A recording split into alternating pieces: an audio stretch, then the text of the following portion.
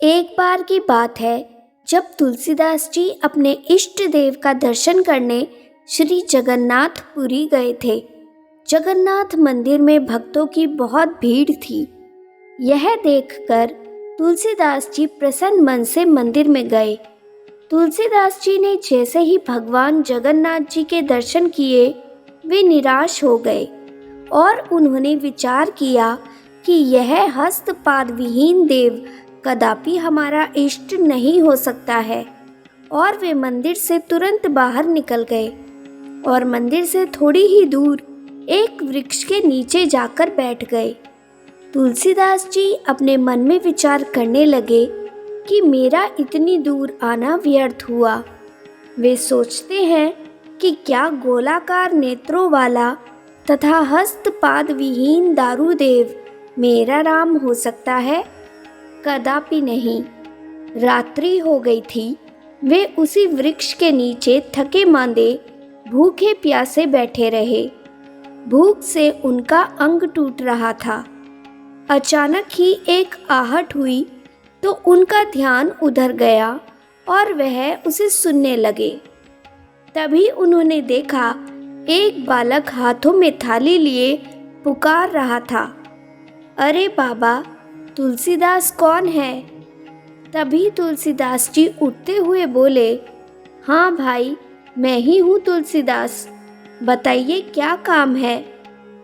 बालक ने कहा, अरे आप यहाँ हैं, मैं बहुत देर से आपको ही खोज रहा हूँ। अपने हाथ को आगे बढ़ाते हुए बालक ने कहा, लीजिए, जगन्नाथ जी ने आपके लिए प्रसाद भेजा है। तुलसीदास जी बोले, कृपया करके आप इसे वापस ले जाएं। बालक ने कहा कि यह तो आश्चर्य की बात है। जगन्नाथ का भात जगत पसारे हाथ, और आप इसे अस्वीकार कर रहे हैं, और वह भी जब स्वयं महाप्रभु ने भेजा है। इसका क्या कारण है?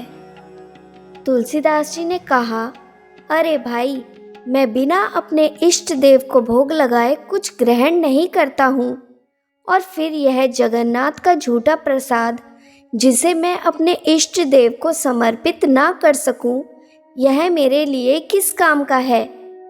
तभी बालक ने मुस्कुराते हुए कहा, बाबा, यह प्रसाद आपके इष्ट ने ही भेजा है, तो आप इसे ग्रहण कर सकते हैं।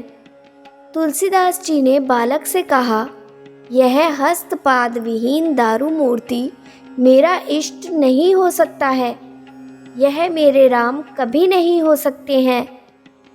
बालक ने तुलसीदास जी से कहा कि श्री रामचरितमानस में तो आपने अपने इष्ट देव के इसी रूप का वर्णन किया है। बिनु पद चलई सुनई बिनु काना, कर बिनु कर्म करई विधि नाना, आनन रहित सकल रस भोगी, बिनु बानी बक्ता बड़ जोगी। बालक के ऐसा जवाब देने के बाद तुलसीदास जी की भाव भंगिमा देखने लायक थी। उनके नेत्रों में अश्रु बिंदु थे और मुख से कुछ भी शब्द नहीं निकल रहे थे। बालक ने थाल रखा और यह कहकर अदृश्य हो गया कि मैं ही राम हूँ। मेरे मंदिर के चारों द्वारों पर हनुमान जी का पहरा हर समय रहता है और प्रतिदिन विभीषण मेरे दर्शन को आते हैं। कल प्रातः तुम भी आकर मेरे दर्शन कर लेना। बालक अर्थात राम जी के जाने के बाद तुलसीदास जी ने बड़े प्रेम से वह प्रसाद ग्रहण किया और प्रातः काल उठकर मंदिर गए। मंदिर में उन्होंने जगन्नाथ जी, बलभद्र और सुभद्रा के स्थान पर श्री राम, लक्ष्मण एवं जानकी के भव्य दर्शन किए और दर्शन करते ही वे भाव विभोर हो गए। इस प्रकार तुलसीदास जी को श्री राम के दर्शन हुए और भगवान ने एक भक्त की इच्छा पूरी की।